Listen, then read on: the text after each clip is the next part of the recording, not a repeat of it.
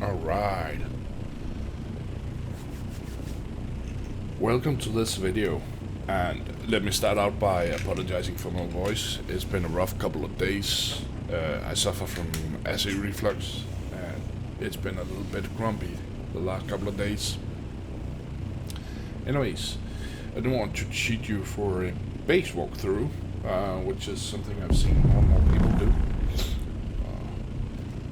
I think we just had something happen somewhere. Alright. Sorry. So, let me just start by doing one thing, and that's explaining shortly. Of course, this is Dune Awkening, in case you didn't know. So, the game pretty much starts down here. This is Hagar Basin South. That's where your character will start out. You'll make your first little base, and you'll then be asked at a point to move it to another place and then redo it. So basically this area down here, this is the copper area. It was kind of like Conan Exiles, which I played quite a lot. So you'll have to move, or you'll have to do long drives and go back and deliver the stuff that you're needing, because crafting is divided into tiers. So we have a tire here called copper, then we have iron, and largely also steel in this red part. Kind of makes sense. It's a red part, it's iron, so it makes sense. Then we move further into Jabal, where you get the carbon for making steel, so you'll still be like situated up here in this area. I ended up going to Shell, so I had, of course, my first base down in the south. That was just a little one. I knew I had to tear it down. The next base I made was actually made up here in Jabal. It was... Pinnacle Station is right there, so it was right here in this little place here. Anyways, why did it move that far? That's so weird when you... Okay, that makes no sense. Anyways, I ended up making my final base, which is the home base here in Shell. Now, the reason for that has to do with this whole slightly green area is irradiated, most likely due to Delphus. There's like a huge thingy here, the round one. I think it's some kind of core that seeps out radiation. But I'm outside the radiation area, which starts around here, and I'm up here with my base. The reason for that is I need jasmine down here, and I need aluminium from the area up here in order to make dura aluminium, which is one of the things that I need to craft. The rest of the match, which is a tier higher, will not be in Hagar Basin, which is this whole area. I need to cross through this red barrier and go into the deep desert to get those items.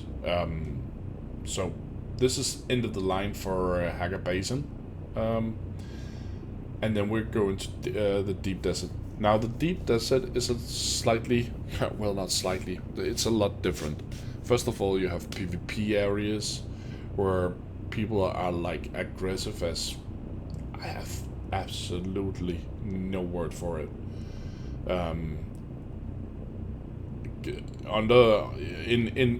In peak gaming times, it's almost impossible to go there and just, you know, do your own solo stuff. You need to be part of a guild to even survive. Otherwise, they'll just slap you with rockets. It is possible if you go outside peak times for gaming. I should probably just grab myself a little bit of a drink here so my throat don't go totally really off the rails here. 1 second. Ugh. Oh, that helped. So the gist of it is, this is, in my opinion, one of the best locations. It's not too far out in the desert, so I can grab my buggy and just drive in and then go get some aluminium. No problem. Anyways, let's go to the base showing. So, my base is right here. I have a couple of neighbors. So, let's start off by just looking at the neighbors. So the first one here has, he's building in Cho.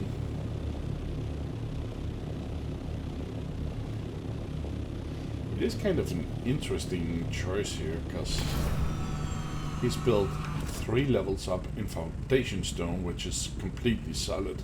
I don't really know why. But when I look inside, it looks like he's only using it for walls. So this base has sorry. This base is still under construction. It is also a base which was originally constructed with chome stones, as you can see here. So the foundation stones, for instance, has 7,500 hit points, whereas the foundation stone on top of it, which is this solid, actually, is that foundation stone? Yeah, it is. They have 10,000. So quite a difference there. See, I have 2 wall sections here that need to turn around. Anyways, instead of looking at all that, I haven't finished this tower over here, but it'll be like this one. Maybe I'll put 1 section more on top of it. I can definitely do it. We could just fly in here. It's gonna be a tight squeeze, so let's use the helipad and do a run around. So before we go in, let me just showcase here. We have energy production up here. We have this was built.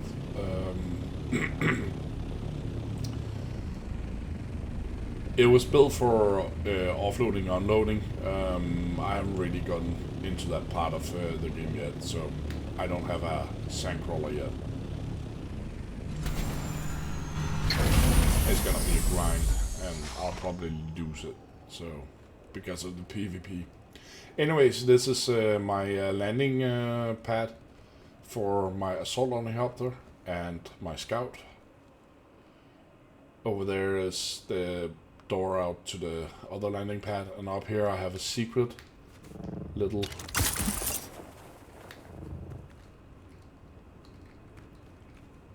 just chill room where I can, you know, oversee the stuff. Let's go through here. This is gonna take us out to the big terrace. I could definitely also land my planes out here. So, oh, ornithopters. Over here we have, actually, let's put that for owner. Thank you. So we have some storage for when I come in and land with the ornithopters. Then we go down. This is a mid-level. So this is the crafting area with all my crafting stuff.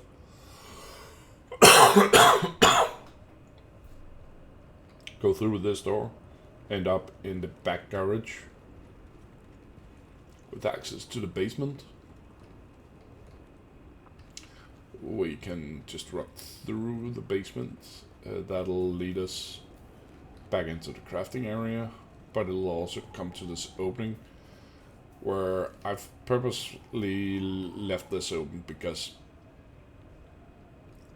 I built a base around the cliff where the cliff is like, or the rocks are open in the middle, and they have these desert flowers, which I can harvest for water at certain times. I don't do it that often anymore because I have my water situation pretty well covered with these two advanced distils. So currently they're running. What I do is I pop a corpse into it, plug the hoses in, and then it'll just suck out the water. So we have two large systems here. As you can see here, we have a max of 206,000 milliliters. I need to build a couple more of them. Got plenty of. Let's grab that one and keep that one. So we have 5 bodies in the safe right now, in the fridge. So we have the big storage. This is kind of like this was supposed to be the main storage area, and I'm probably gonna take some of the storage containers and flip them down here because it's better that I have all that covered the same place. So this is the other basement, which is a little difficult to get correct because you can't remove the ground. It's on an uphill, so I just call it part of the foundations. But in here we have the energy. This is my power plants. So we have generators. They run on fuel, and as you can see, they're running pretty well. We have just about 17,500 fuel cells altogether. So this over here is a full for every one of them. So there can be like 500 in each of them. But the 17,000, if you look at that, that's 1,000, 2,000, 3,000, and 500. So I have a couple of chests that are stocked full with energy cells. That is one of the reasons, along with the lubricant for my wind farm, which makes my power run for 6 days before I have to, go get more. We don't have any taxes and we don't have any storm alerts. So everything is quite nice. We can also see here we're currently using 23 out of 60 lights. We have 34 out of 80 productions. Building pieces, we've actually only used 1,400 of the 5,000 we can, so, but the base is pretty big.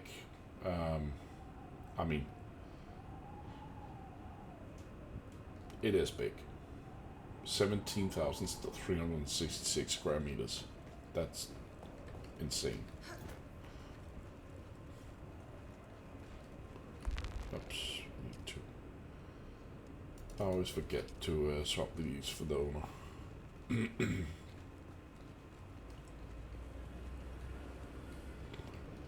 It would be so horrible if I made a mistake and made somebody associate, and then, well, they just take everything. I've seen that happen in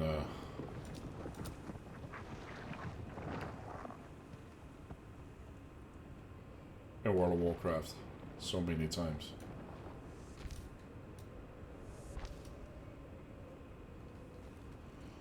Let's just see in here.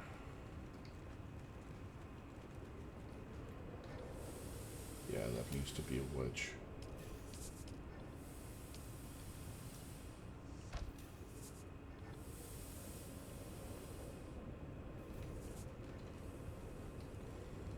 Yeah, that's fine.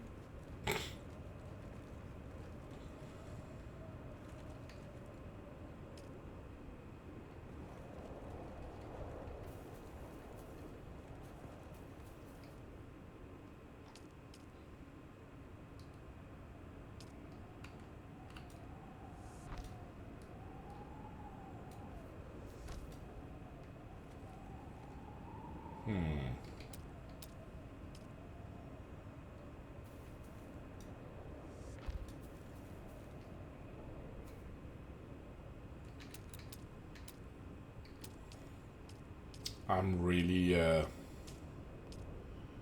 have a penchant for using these. I really like these doors. So I have these open doors all over the place.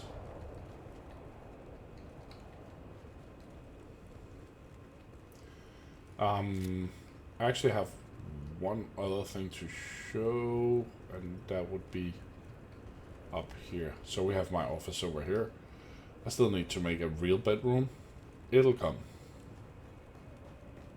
But yeah, up here we have one of my favorite places besides the hangar, which is it's bright.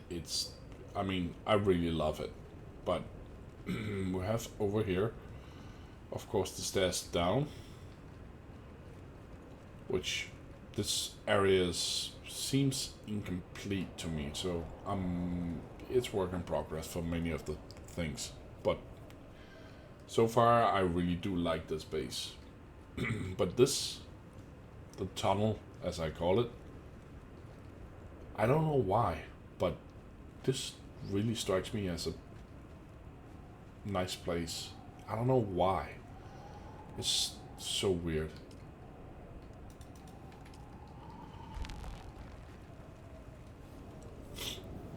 And we got the major doors on these. So this is the Atreides building mats. Don't mind those being associated right now because I don't have anything in there. Oh yeah, maybe we should actually do that. Go for inclines and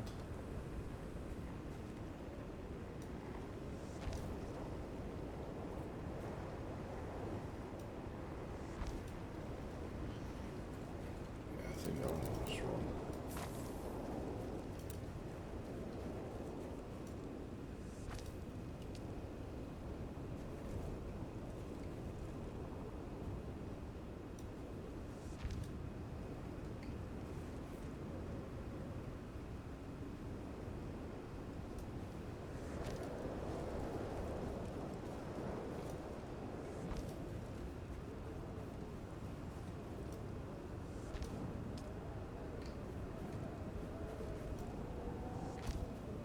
T.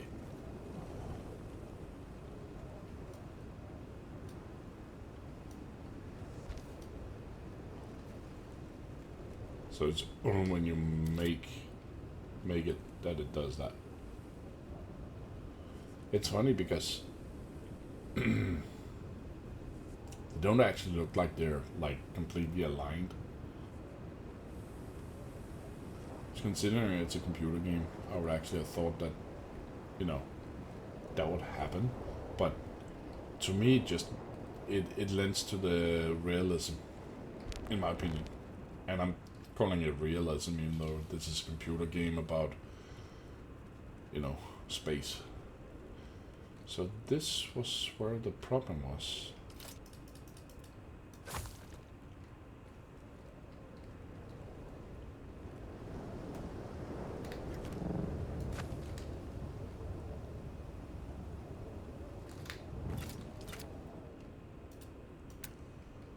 I don't really know why, but for some reason I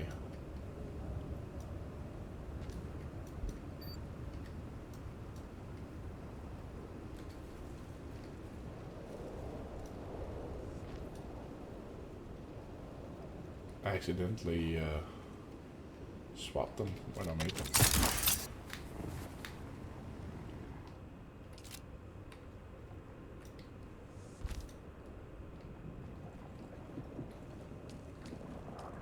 And of course, I'm missing something here.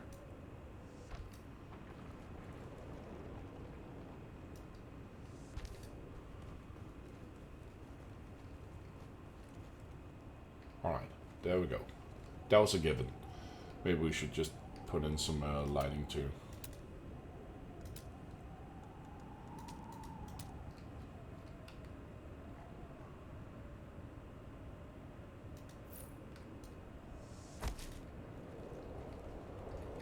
Oh yeah, that helped a lot.